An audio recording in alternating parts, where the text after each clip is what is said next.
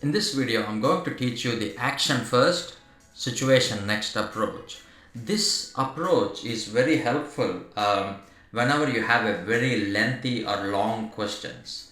And usually in this kind of scenarios or OSCE stations, there will not be much history, there will not be many symptoms. Mostly it is like a communication statement scenario. For example, like breaking bad news or counseling station. Usually when you have such stations, this approach will be very useful. When I actually did a mock exam, a couple of years ago when I was preparing for my clinical exam, I had this particular scenario, and that's when I actually thought about this approach.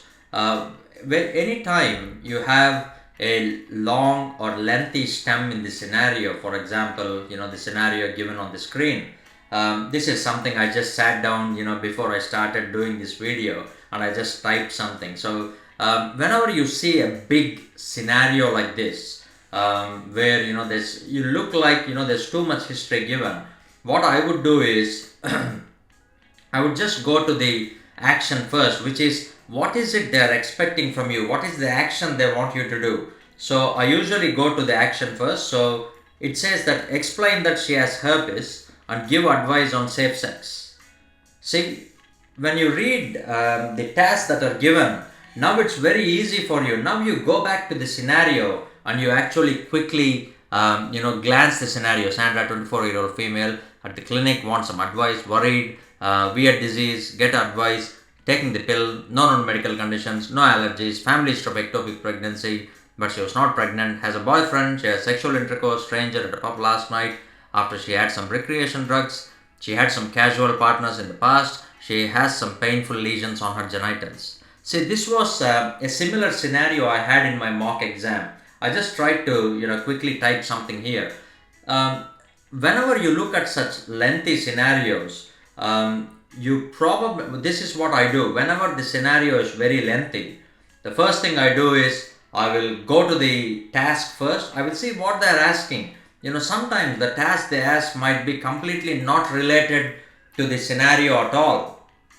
There was another scenario where it was a very big lengthy scenario where the mother of the patient had severe pain and she was crying in pain. The daughter lost voice suddenly. In that scenario I used this strategy. This was again in one of my exams. The scenario was very lengthy and I could see that, okay, just looking at the scenario, I could see that this is probably a bit tricky one, maybe a counseling station or maybe a history taking station.